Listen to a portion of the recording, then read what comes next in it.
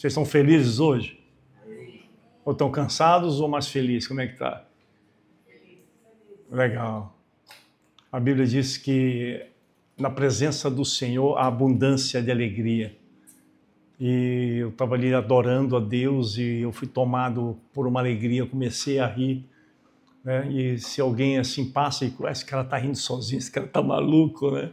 Mas a gente nunca está rindo sozinho, né? A gente está rindo com o Senhor. Ele é a nossa alegria, Ele é a nossa força. Somente uma pessoa que tem Deus sabe quando o Espírito Santo toca na gente. A gente não quer que aquilo acabe, a gente não quer que aquilo termine nunca. Hoje eu vim de bege, né? E meu coadjuvante também. Não sei se perceberam, mas isso não foi de propósito, né, Ricardo?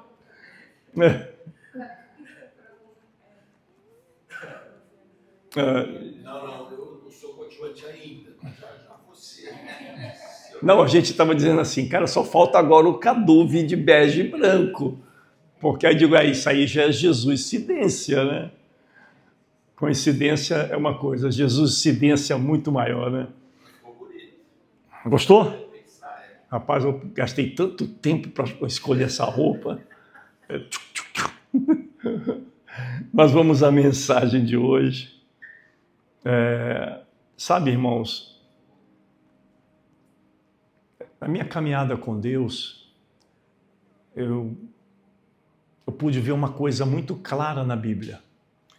Tudo que está escrito nas Escrituras é para o nosso bem, é para o nosso crescimento, é para a nossa satisfação, é para a nossa alegria, é para nos aproximar de Deus. Nada que está na Bíblia é para nos prejudicar. Nada. O que Deus fala, e Ele fala em vários aspectos, porque nós somos seres que têm corpo, alma e espírito. E Deus fala para o corpo, Ele fala para as necessidades da alma e as necessidades do espírito. Ele se importa com todo o nosso ser. Nós vivemos no dia a dia, no corre-corre, trabalhando, né? Dando duro, correndo atrás, como as pessoas dizem. Tudo isso porque Deus falou para Adão, lá no paraíso, quando ele pecou, do suor do teu rosto comerás o teu pão. Então isso tem sido uma constante na nossa vida. Mas, ao longo das Escrituras, Deus ele inseriu alguns mecanismos de bênçãos materiais quando nós seguimos as coisas que Ele deixou escrito com relação às nossas finanças. Quem acredita aqui que finança é importante? Vocês acreditam? Cada um não acredita. Acredita? Acredita. Então, é importante as finanças para o nosso dia a dia. Todos aqui, ou a maioria, trabalha. E Deus, Ele deixa aqui algumas coisas legais aqui na Bíblia para nós. Um dia, o profeta Moisés, ele estava caminhando com o povo no Egito, no deserto, por 40 anos já. Deus dizia, Moisés, vai lá e faz isso. Moisés ia lá e fazia. Moisés, vai lá e faz aquilo. Moisés ia lá e fazia. Chegou um dia que o povo de Israel estava reclamando demais porque faltava água. E faltar água no deserto, aqui para nós, um povo grande, talvez aí tivesse uns 4 milhões de pessoas, imagina, 8 vezes aqui o tamanho de Florianópolis, de população, e faltando água. Não era para pouca gente, eram para 4 milhões de pessoas, fora os animais. E o povo começou a reclamar para Moisés. Porque muitas vezes nós nos perdemos em não saber pedir. Nós nos colocamos como os murmuradores, porque aquilo não aconteceu no momento que nós precisamos. Mas uma coisa é certa, nós temos que nos posicionar na condição de filhos de Deus, sabendo que Deus nos cuida e que Ele é um Deus presente. Moisés, então, a Bíblia diz que foi até a presença de Deus e Deus falou para ele: Moisés, vai lá na rocha e fala com a rocha, e essa rocha vai dar água. A Bíblia é coisa de maluco, né, gente? Fala sério. Chegar na rocha, rocha da água. Mas as coisas de Deus são assim mesmo. Elas são sobrenaturais. Elas vão além da nossa visão. Mas Moisés, ele levava um bastão na mão. Aquele que ele lançou na terra e virou uma serpente, depois ele pegou novamente e virou... Pois é. Ele andava com aquele bastão. E ele chegou ali na rocha e golpeou a rocha 2 vezes, como se fosse fazer diferença golpear uma rocha com um pedaço de madeira. E saiu água. Tudo certo. Aparentemente tudo estava legal. O povo se fartou de beber água, deve ter saído uma enxurrada dali. E aí Moisés se retira. E Deus falou para Moisés: Moisés, você não me glorificou perante o povo. Hã? Não, Deus. Saiu água. O senhor viu? Saiu água. Moisés, o que eu te falei? É para você fazer o quê? Senhor, era para eu falar. Você falou ou golpeou? Não, Deus, eu estava com raiva. Então eu golpeei a rocha. Moisés, você não me glorificou. Eu fiquei pensando nessa passagem. É muito importante que nós façamos exatamente o que Deus fala para nós fazermos, para que Ele seja glorificado. Para que as coisas aconteçam na nossa vida. E por causa deste ato, um homem que andou 40 anos no deserto, Deus disse para ele: Moisés, em outras palavras aqui, eu vou parafrasear, você não é mais criança espiritual. Você me conhece, eu falo contigo, ó, face a face. Por causa desse ato, você não entrará na terra prometida. Eu confesso a vocês, quando eu li isso, eu tremi nas bases. Porque eu já errei muito mais do que Moisés. Eu já errei muito mais do que ele. Mas onde é que eu quero chegar? Eu quero chegar ao seguinte: a Bíblia diz que o homem, ele precisa viver de toda a palavra que sai da boca de Deus. A palavra rema, ela é muito importante. E nós precisamos levar isso sempre em consideração. Nós não podemos fazer do nosso jeito, da nossa maneira, achando que Deus vai aceitar. Eu estava conversando com uma pessoa e essa pessoa disse assim para mim, aqui, sentado aqui. Ela disse assim, é um homem, diz assim, não, eu vivo com outro homem, já frequentei a igreja, tentei ser liberto do homossexualismo, mas eu cheguei ao entendimento que isso é amor e Deus vai aceitar. Isso é o pensamento dele. Eu disse, Deus não vai agir conforme o teu pensamento. Ele vai agir conforme a sua palavra. Porque senão cada qual vai criar os seus próprios pensamentos, os seus próprios parâmetros e vai chegar perante Deus. Não, Deus, tu tem que aceitar porque eu digo que é assim. Deus não se baseia além da sua palavra. Quando nós nos apresentarmos perante Deus, Ele vai nos julgar pelo que está escrito e não pelo que eu penso que é. Ele não vai me julgar porque eu frequento a religião A, B ou C. Tampouco nós todos estaremos perante o trono de Deus, sendo medidos pela lei de Deus, que é a sua palavra. E tudo que Deus deixou para nós é possível fazer. Ele não é um Deus injusto. De forma alguma. Bem, o reino de Deus, ele não é uma democracia. Eu não sei se vocês sabem disso. O nome reino fala de monarquia.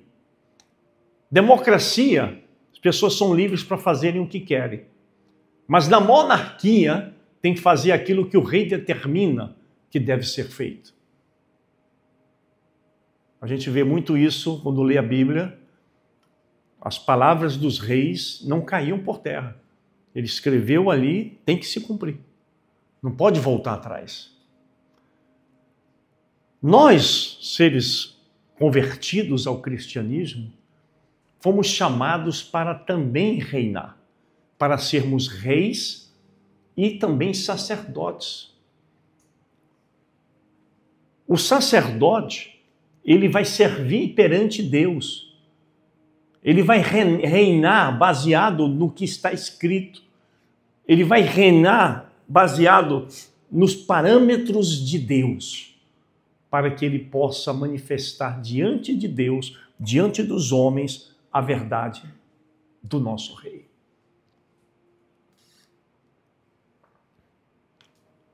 Nós sabemos que tudo vem de Deus. Tudo. A Bíblia diz que toda boa dádiva, todo dom perfeito vem do Pai das luzes, onde não há sombra, não há variação alguma. Tudo vem dele. A nossa vida vem dele. O teu salário, você diz, o meu salário eu trabalho e ganho. Mas vem dele, ele te dá saúde para trabalhar. E por incrível que pareça, ele manda chuva sobre justos e sobre injustos. Não é assim? Claro. Se aqui tem uma fazenda de um cristão e do lado tem a fazenda de um satanista, não vai chover só daqui para ali. Ele vai mandar chuva sobre todos. É ou não é? Por quê? Porque Deus, ele ama todos iguais. E todos nós temos um tempo para ouvir, nos arrependermos e sermos transformados. O Evangelho tinha tudo para dar errado. Ninguém tem dúvida disso. Se você observar, olha, o Evangelho, estou falando do modo geral, tem ex-satanistas, ex-prostitutas e prostitutos, ex-dependentes químicos, ex-traficantes, é tudo ex. Teria tudo para dar certo, para dar errado. Mas o que muda é que quando nós somos tocados pelo Espírito Santo, a natureza do nosso Pai, a verdadeira natureza divina, ela vem para dentro de nós produzir obras de justiça.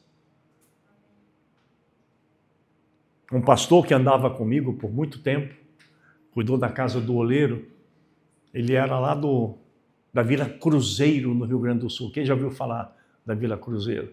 É barra pesada, né? É, barra pesada. Ele era de lá. Traficante, assaltante de banco. E ele se converteu.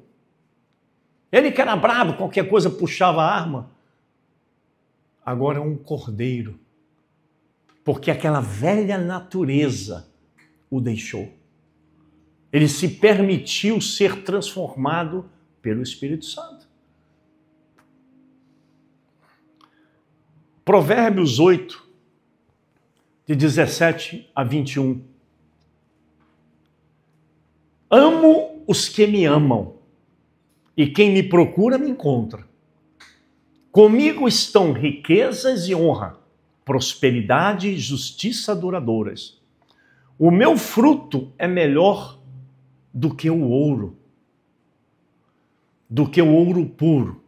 O que ofereço é superior à prata escolhida.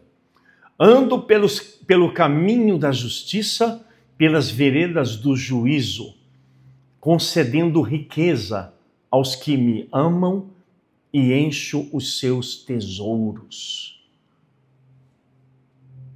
Isso aqui, Provérbios 8, fala da sabedoria de Deus. Quando Salomão foi ungido rei de Israel, eu creio que ele tinha 13 anos. Ele foi ungido rei. E um dia Deus perguntou para ele: Salomão, o que você quer que eu dê para você? Tu pode pedir para destruir os teus inimigos, tu pode pedir riquezas. O que tu queres? Ele disse: Senhor, eu quero que tu me dê sabedoria para que eu possa governar sobre esta grande nação, porque eu sou apenas um menino. Agora eu te pergunto, Salomão venceu os seus inimigos? Teve paz durante o seu reinado. Salomão foi rico, ele foi tão rico que a prata não tinha valor nos dias de Salomão. Tinha tanto ouro, tanto ouro, tanto ouro, que ninguém queria prata. Era como latão, lata de sardinha. Ele não pediu riqueza, não pediu para destruir os seus inimigos, ele pediu sabedoria. E a Bíblia diz que se nós pedirmos o Espírito Santo e pedirmos sabedoria, Deus nos concede e não nos lança em rosto. Então são duas coisas que você pode pedir à vontade de Deus: o Espírito Santo e sabedoria.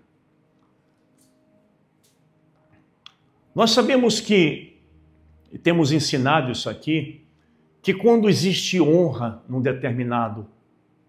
determinada atitude, com determinada pessoa ou com todas as pessoas, juntamente com a honra nós liberamos a prosperidade, liberamos bênçãos sobre as nossas vidas quando nós honramos uma pessoa. Eu vou falar de um assunto aqui relacionado à política.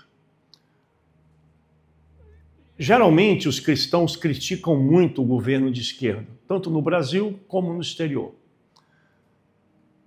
Eu tenho um contador, eu trabalho com ele há mais de 10 anos. E ele falou para mim assim: pastor, por incrível que pareça,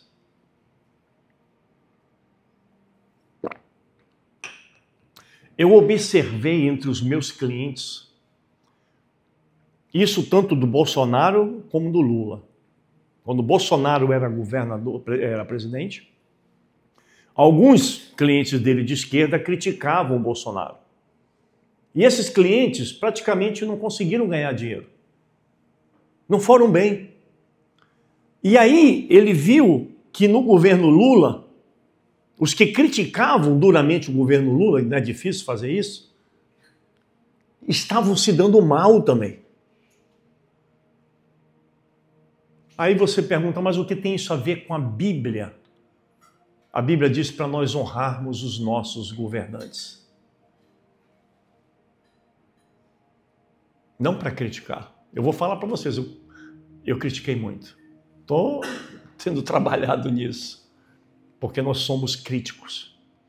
Mas quando nós honramos, nós recebemos bênção. Nós somos beneficiados. A Bíblia diz que se você receber um justo na condição de justo, ou um profeta na condição de profeta, nós recebemos o galardão que está sobre a vida deles. Agora, quando nós nos ofendemos, nós criamos uma barreira. Tem um provérbio, não sei se é provérbio 18, eu não estou equivocado, mas eu sei que é provérbios. Diz assim: um coração ofendido é mais intransponível do que uma cidade fortemente murada. Então, se eu me ofender com o Bira pode vir amanhã. Cara, eu sonhei com os números da Mega Sena da virada. eu não vou dar ouvido para ele. Não vou ouvir nada do que vem dele. Eu não vou receber nada que vem dele. Porque existe uma barreira de ofensa que foi criada. Mas bom, não vou falar sobre isso hoje. Provérbios 3, 9 e 10 diz assim: honre ao Senhor com os seus recursos e com as suas primícias de todas as suas colheitas. Ah, pastor, não sou nem agricultor, mas o teu salário é a tua colheita. O teu ganho empresarial é a tua colheita. Os teus celeiros ficarão plenamente cheios e os seus lagares transbordarão de vinho. Vocês todos admitem aqui que o povo de Israel é um povo abençoado e próspero?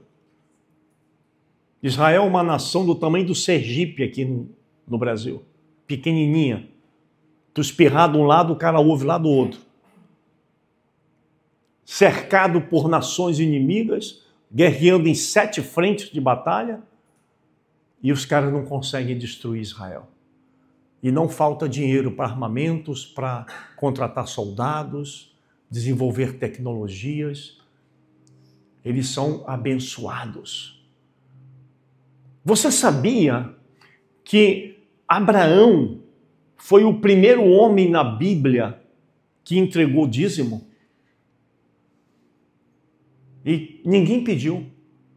Ele recebeu a visita de Melquisedeque, que é rei de justiça e rei de paz, sacerdote que não tem genealogia. Quem que não tem genealogia, gente?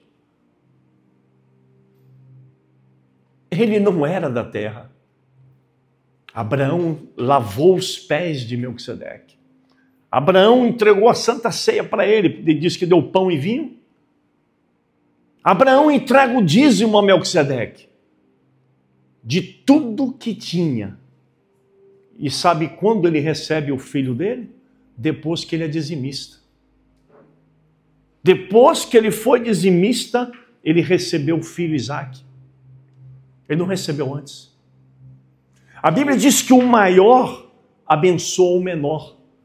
Quando nós entregamos nosso dízimo, a nossa oferta, nós não entregamos para homem algum. A Bíblia diz: honra o Senhor teu Deus. Essa obra aqui não é do pastor Jacó, do pastor Cadu, do pastor Ricardo, da Helene, da Ula, da Ivone. Não. Essa é a obra de Deus.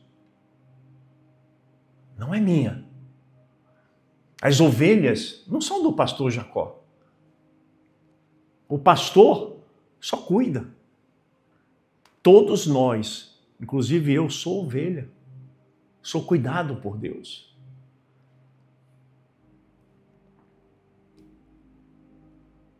Nos dias de Malaquias, o profeta, que foi o último profeta do Antigo Testamento, Israel estava passando uma crise financeira muito grande. E naquela época, diferente de hoje, a principal atividade era a agricultura, a pecuária. Então eles plantavam para comer durante aquele ano e o próximo ano.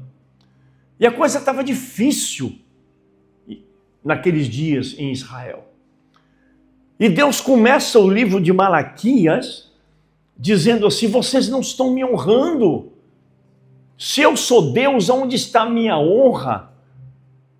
Onde está a minha honra? Vocês estão trazendo para mim ovelhas, coxas, cegas. Apresentem essa oferta para o governador, vê se ele recebe. As pessoas estavam dando qualquer coisa para Deus, já não estavam dando o melhor. Eles davam o que sobrava, o que dava. Dava isso aqui mesmo, está cega, vão matar, vai morrer mesmo. Não levavam as suas primícias. E aí, em Malaquias 3,8 diz assim: pode o homem roubar a Deus? Ele não fala pode o homem roubar o pastor, roubar a igreja. Ele fala pode o homem roubar a Deus? Todavia vós me roubais e ainda perguntam: como te roubamos? nos dízimos e nas ofertas. Estais debaixo de grande maldição, pois me roubais. A nação toda me rouba. Trazei todos os dízimos ao tesouro do templo, para que haja mantimento na minha casa, e façam prova de mim, diz o Senhor dos Exércitos. E vede se não abrirei as janelas do céu. Por que fala janela e não porta? Porque janela não abre por fora, só por dentro.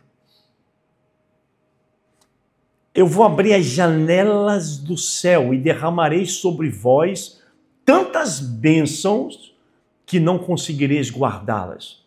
Por vossa causa também, olha só, repreenderei a praga devoradora, e ela não destruirá os frutos da vossa terra, nem a vossa videira no campo perderão o seu fruto, diz o Senhor dos Exércitos. E todas as nações vos chamarão bem-aventurados, pois a vossa terra será aprazível, diz o Senhor dos Exércitos. Eu quero contar 3 experiências que eu pessoalmente tive com pessoas que estavam passando uma crise financeira muito grande. A primeira pessoa foi meu pai. O meu pai, ele era anistiado, ele recebia aproximadamente 10 mil reais por mês, 2 aposentadorias, o dinheiro dele não alcançava, ele vivia no vermelho, no cheque especial. E o meu pai, então, estava aproximadamente entre 8 e 10 anos sem receber 1 centavo de aumento. Meu pai se converte, eu batizei meu pai nas águas. Meu pai, depois do batismo, viveu 11 meses. E eu disse assim, pai, o senhor não quer que eu administre as suas finanças? Ele disse, claro, meu filho, vamos no cartório. Fomos ali, fizemos uma procuração e eu passei a administrar o dinheiro dele. Meu pai não dava 1 centavo para minha mãe. Sabe aqueles caras da antiga? Eu já te dou tudo, o que te falta? Tu tem comida, tu tem higiene e limpeza, tu tem sapato, tu tem roupa. Então ele tinha essa ideia dos caras da antiga. E aí eu cheguei, pai, eu posso entregar o dízimo? Ora, eu ia entregar o dízimo de um dinheiro que já estava difícil, ele já estava entrando no vermelho. E ainda ia tirar ali 10% do que estava no vermelho. Ele disse, filho, faça o que tiver que fazer. Ok. Entreguei o dízimo, R$ 1.075. Passei a dar todos os meses R$2.000 para minha mãe. Era 2.000 para fazer o rancho e 2.000 para o tratamento dentário dela. No segundo mês, ele recebeu um aumento de 75% na aposentadoria dele. Quando meu pai morreu, depois de 11 meses, tinha na conta dele 40 ou era 48 mil reais guardados.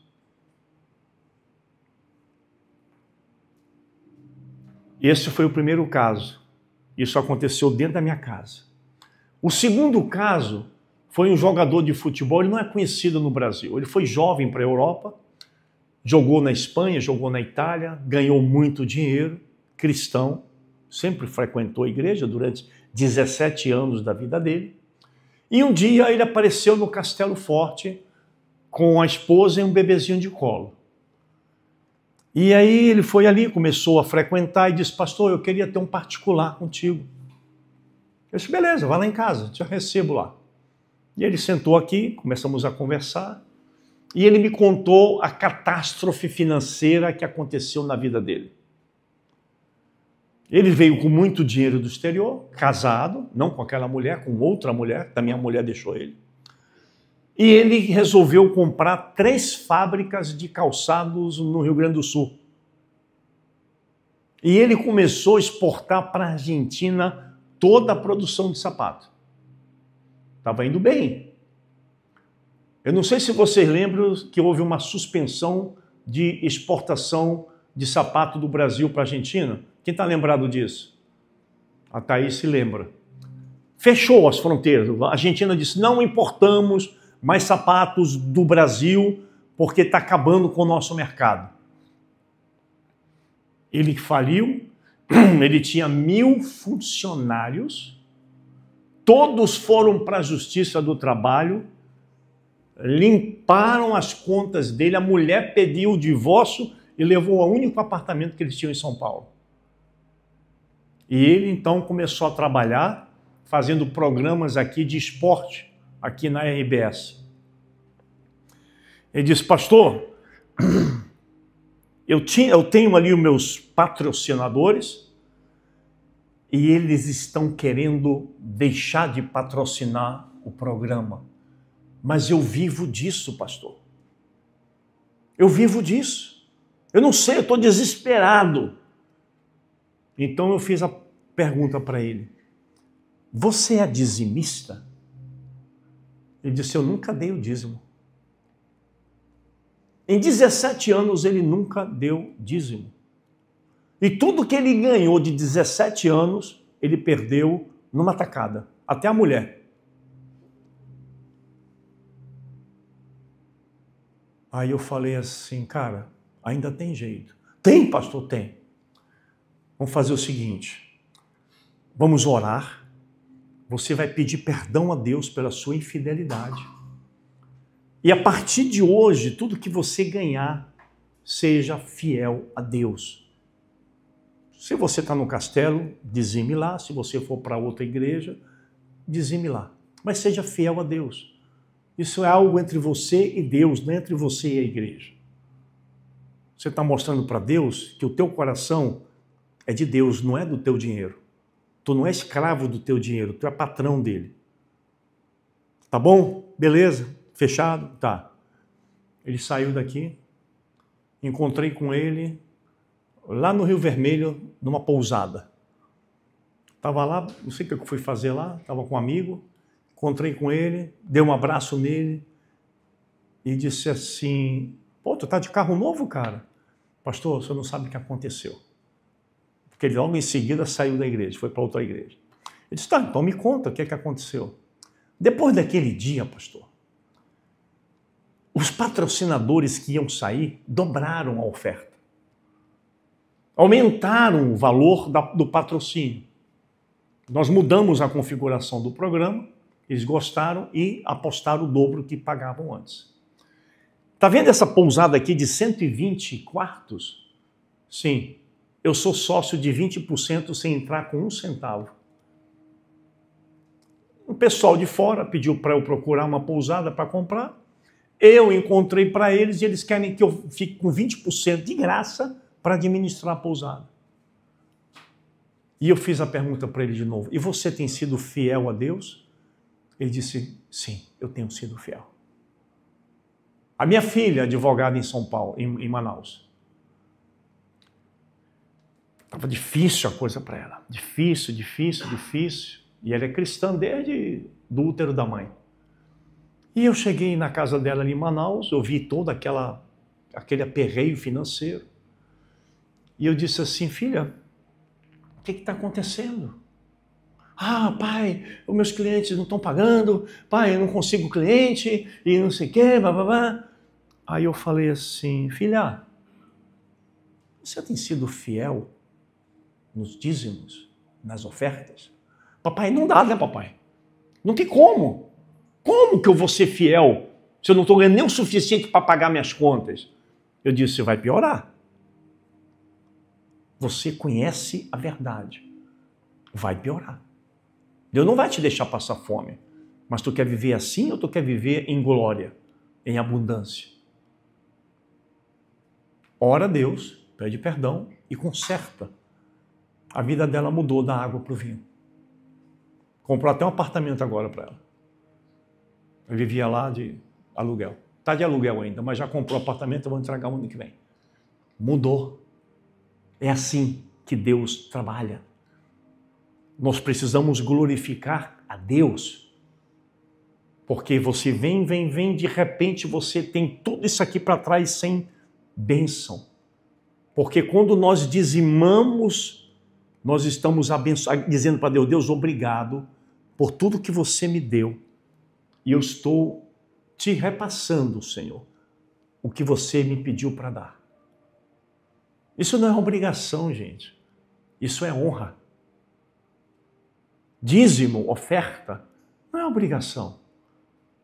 Eu dizimo e oferto há mais de 48 anos. O que eu já dizimei daria para comprar, acho que essa casa aqui. Mas eu tenho a casa. Deus me abençoou.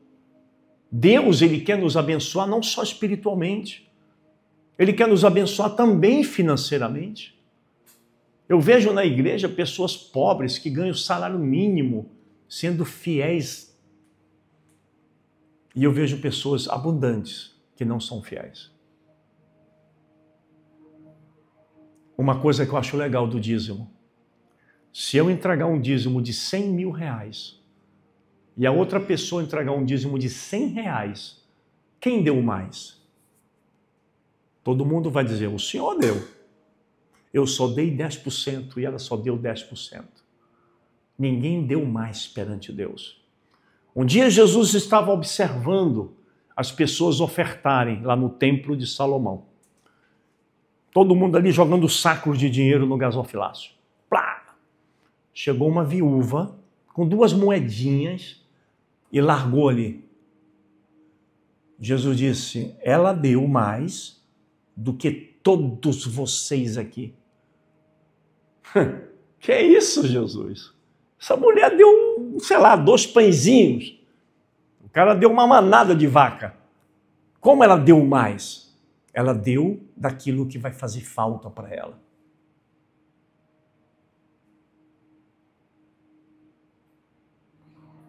Sabe por que Ananias e Safira morreram?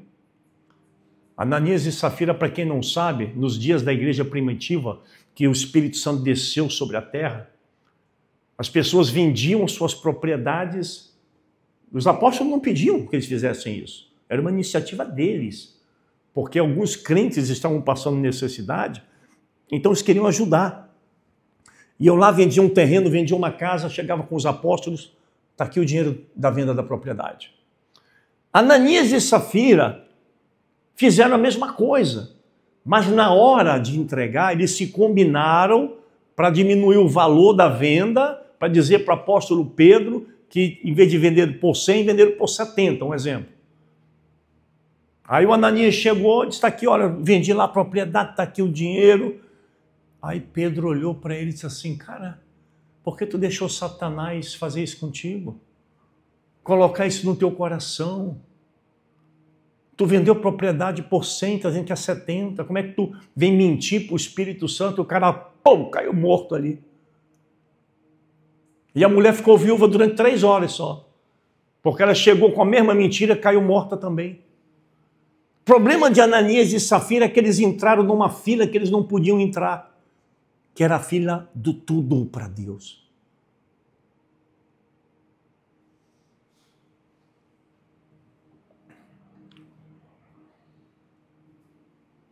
Não se trata de ser muito. Não. Se trata de ser algo que vai fazer diferença. Eu, quando vou ofertar, eu não oferto R$2. Isso aqui não vai me fazer falta. Eu começo a ver minha carteira, separar o dinheiro, opa, isso aqui já vai começar a fazer falta. Isso aqui vai começar a fazer diferença. Porque eu não estou dando para a igreja, eu não estou dando para pastor, gente. Tira isso da tua cabeça. Você está fazendo um negócio com Deus. Por que você jejua? Por que eu faço um jejum? Para mostrar para Deus que Ele é mais importante do que o prato de comida que eu como. Que o meu relacionamento com Ele, na busca da sua presença, é mais importante do que um prato de feijão com arroz e um pedaço de carne. É por isso que nós jejuamos. Aonde estiver o teu tesouro, vai estar o teu coração. Se o teu coração está em Deus, tudo que tu tem é de Deus. Eu não queria falar isso aqui, mas eu vou falar. Eu fui num culto de uma igreja lá em Porto Alegre. Nessa época eu morava ali na Rua dos Tucunarés. Tinha chegado de Manaus, estava morando ali. E aí eu fui para esse culto. E subiu um pastor lá do Rio Grande do Sul, sei se é Erechim, uma coisa assim. Tem essa cidade lá, Erechim. É? Ele era pastor de lá e ele fazia missão dentro da área dos índios, e o carro dele era um carro velho, e ele falando assim, e Deus disse para ele assim, dá um carro novo para ele. Hã? Você não disse que tudo que você tem é meu? Então dê um carro novo para ele. Peguei um Peugeot da minha filha, que era zerado, 206, e entreguei na mão dele, está aqui, ó. E antes de eu entregar, ele sabia que eu ia entregar. Esse meu contador que eu falei para vocês, ele tinha um carro, valia 9 mil reais. O contador precisa de carro para visitar os clientes, para ir atrás, correr, para ir para casa. Deus falou para ele assim, Renato, entrega o teu carro para o pastor Marcos Maciel. Deus, eu vou ficar andando de ônibus? Eu moro longe. Você não disse que tudo que você tem é meu? Entregue o carro para ele. E ele foi lá e entregou o carro para o pastor. Pastor, Deus mandou entregar o carro para ti. Pastor, não, meu irmão estava precisando de um carro mesmo, está difícil. Não passou um mês. O futuro sogro dele, que é um homem ímpio, deu um carro para ele que na época valia 90 mil reais. Ele vendeu esse carro e comprou o apartamento onde ele casou e foi morar.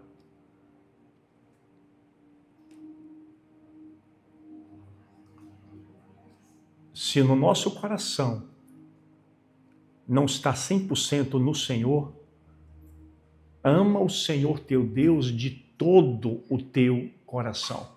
Todo é 100%. Todo é 100%. Deus, irmãos, não fica negociando não, tá? Eu não vendo promessa para ninguém. Eu penso que a prosperidade financeira é a consequência de uma vida de obediência. Buscar em primeiro lugar o reino de Deus, a sua justiça e as demais coisas ele vai acrescentar. Esse negócio do pastor, dê R$1.000 aqui que Deus vai te dar 10 mil amanhã, eu não faço isso. Existem coisas erradas sendo feitas em alguns lugares. Mas eu não vou me basear pelas coisas erradas. Eu vou me basear pelo que está escrito. Mateus 6, 19 e 21. Não acumuleis para vós tesouros sobre a terra, onde a traça e a ferrugem corrói, e onde ladrões escavam e roubam. Mas ajuntai para vocês tesouro no céu, onde nem a traça corrói, e onde ladrões não escavam nem roubam. Porque onde está o teu coração, aí estará também o teu tesouro. Onde estiver o teu tesouro, estará o teu coração. Eu pensei assim, Deus, como é que eu posso juntar tesouro no céu? Vocês já tiveram essa dúvida? E aí ele disse assim, transforme as coisas materiais em bênção para a vida de alguém. Porque a prosperidade do reino de Deus não diz respeito somente a ser ofertante e dizimista na casa de Deus. Tudo bem que a igreja, muitas igrejas, e essa aqui também faz obras filantrópicas, ajuda pessoas em necessidade. Mas também o Senhor fala para nós ajudarmos os pobres, os necessitados. Jesus falou para aquele jovem rico, vai, vende tudo que tu tens, distribui para os pobres e me segues e tu terás um tesouro no céu. Por que Jesus falou isso para aquele cara rico? O cara queria seguir Jesus, mas Jesus percebeu pelo seu olhar espiritual que o coração daquele homem estava tomado por Mamon, o Deus que coloca amor pelo dinheiro no coração do homem. Vocês já pararam para pensar todo o mal que acontece no planeta Terra por causa de dinheiro? A Bíblia diz que o amor ao dinheiro é a raiz de todos os males. Não é ter dinheiro que é mal, é amar o dinheiro. Ter o dinheiro como Deus, como Senhor da sua vida. Mas o único Senhor da nossa vida é Jesus. A nossa vida tem que estar rendido a Ele. Lucas 12, 33. Vendei os vossos bens e dai esmolas. Fazei para vós outros bolsas que não desgastem, tesouros inatingíveis nos céus, onde não chega o ladrão, nem a traça consome.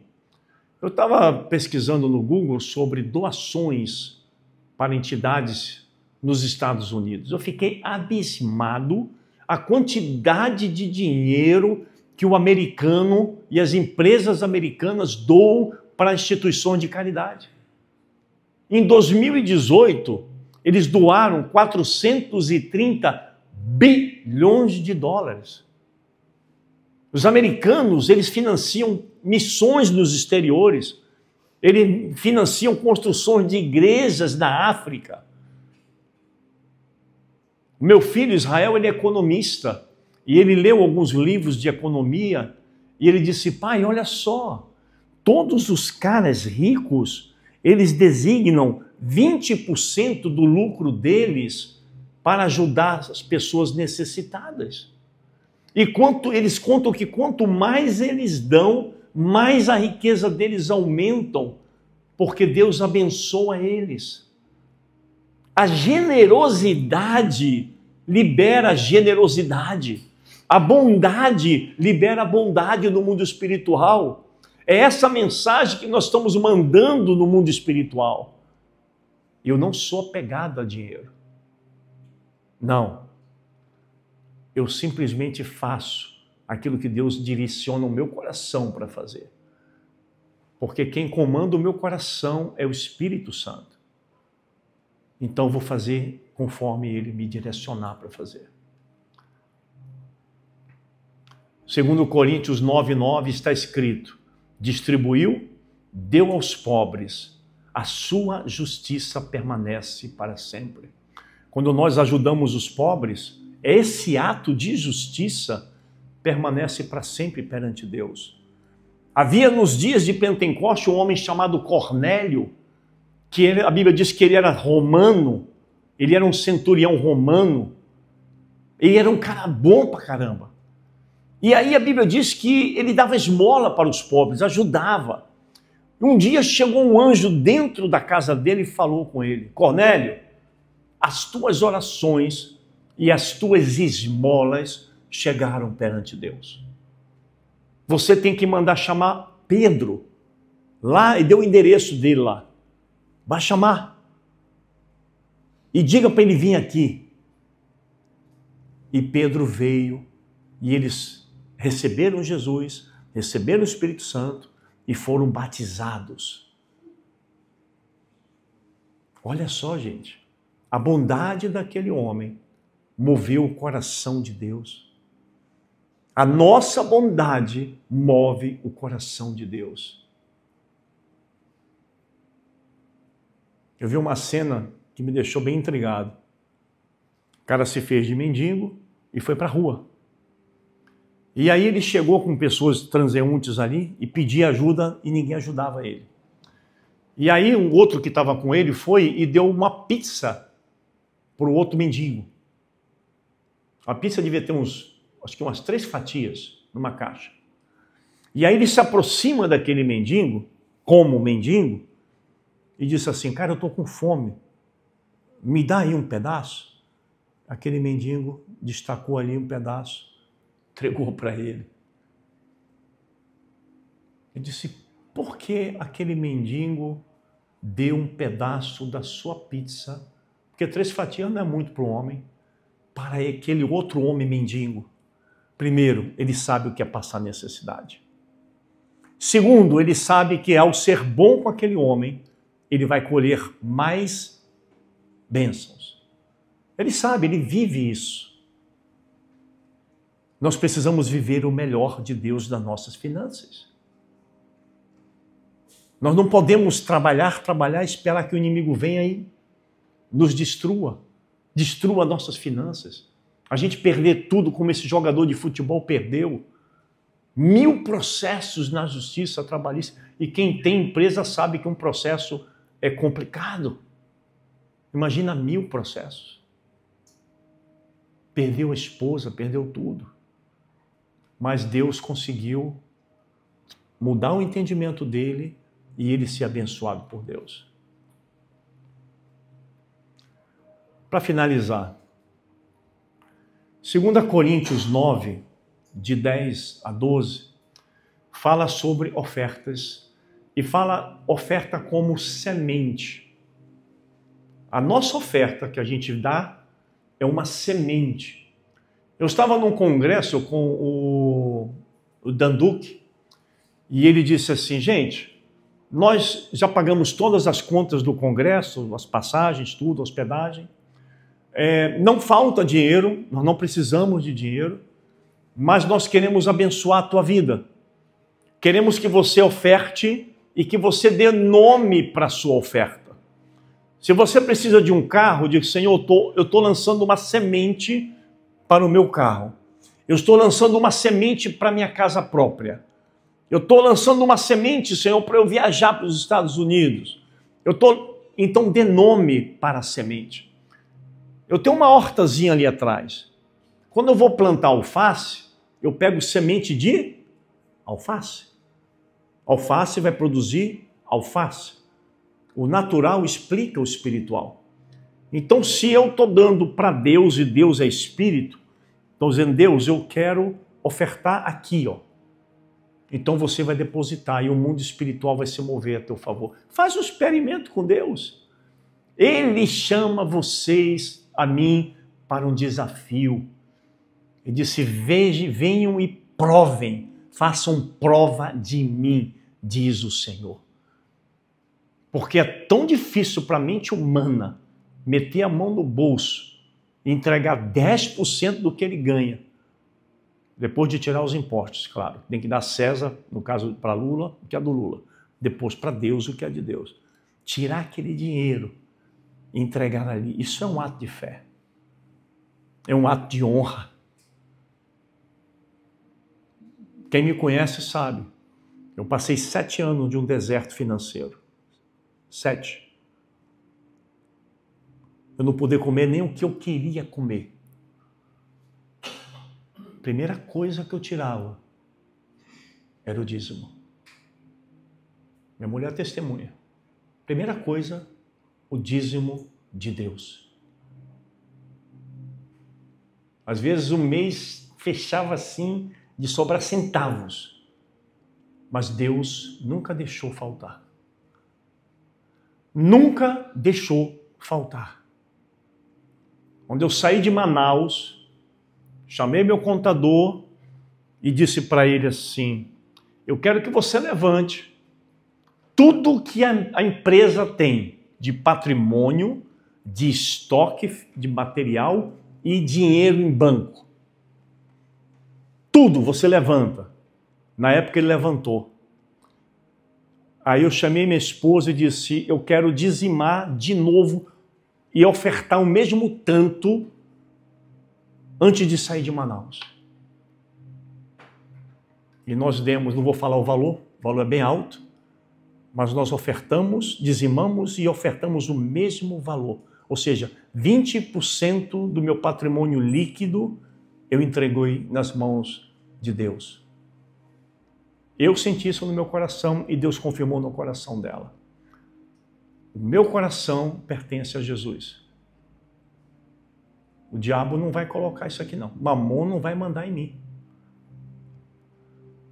Ora, aquele que dá a semente, quem que dá a semente? Deus. Ao que semeia e pão para comer também multiplicará a vossa sementeira e aumentará os frutos da vossa justiça, porque ofertar é justiça, para que em tudo enriqueçam para toda a beneficência, a qual faz que nós que deem graças a Deus. Faz por nós que se deem graças a Deus.